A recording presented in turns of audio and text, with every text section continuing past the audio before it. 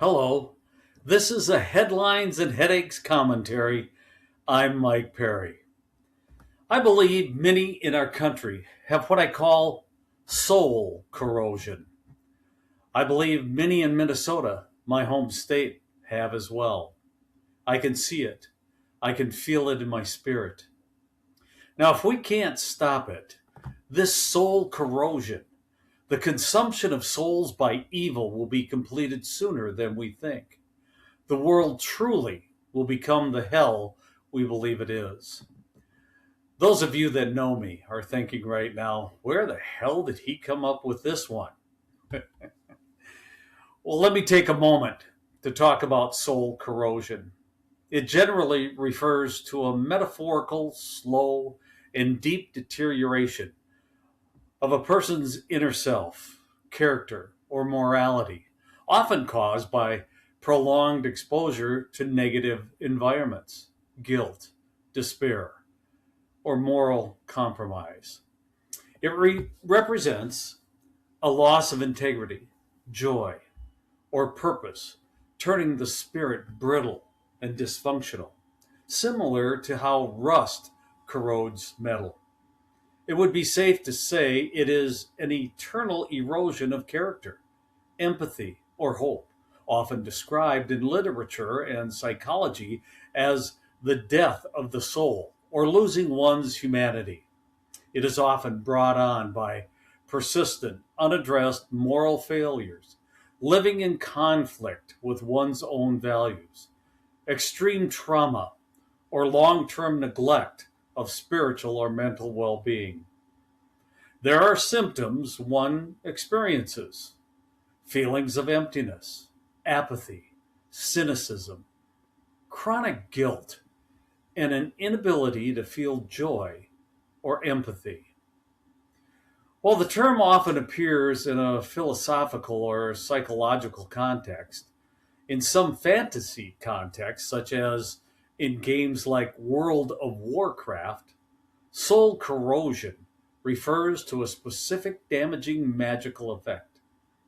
As we dig deeper, the Bible describes soul corrosion primarily as the spiritual decay, rot, or tarnishing of a person's inner life, often caused by greed, materialism, and misplaced priorities. It serves as a warning of judgment and highlights that hoarding earthly treasures like gold, silver, garments, instead of focusing on God, leads to internal spiritual ruin. So, what is it that we should focus on to bring a halt to this soul corrosion of society? Shifting our focus from earthly, perishable goods to heavenly, lasting treasures.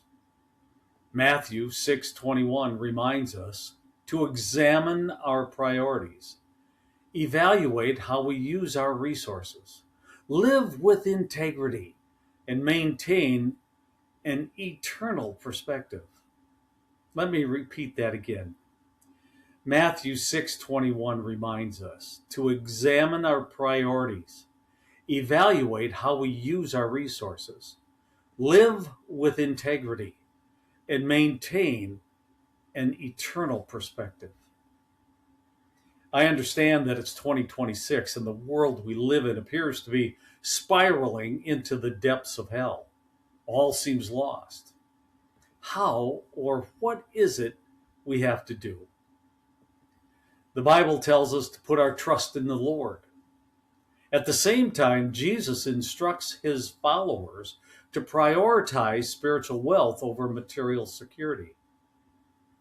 What we should be doing is pursuing righteousness instead of riches, which will deliver us from the day of wrath. I'll repeat what I said earlier. Each of us must put our trust in God. We must allow the living waters of God to cleanse our soul from the inside, rather than trying to build self-protection against the world by ourselves. I understand putting trust in God in today's world involves a shift from scarcity mindset to one of radical trust and generosity.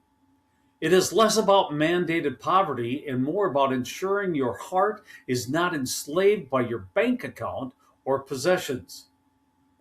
Let me put it this way: this doesn't necessarily mean liquidating every asset you own, but rather releasing anything that hinders your spiritual life. I would say declutter the items you no longer use: clothes, electronics, furniture. Sell them specifically to fund charitable causes. Look at your spending habits.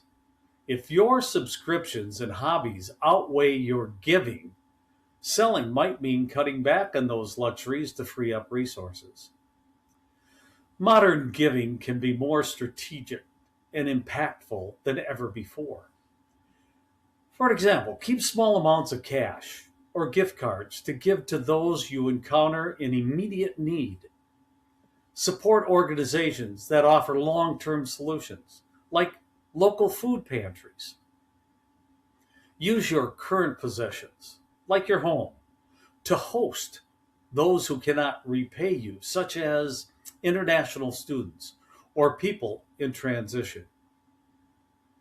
By doing these small things, your transition begins. The corrosion begins to wash away from your soul.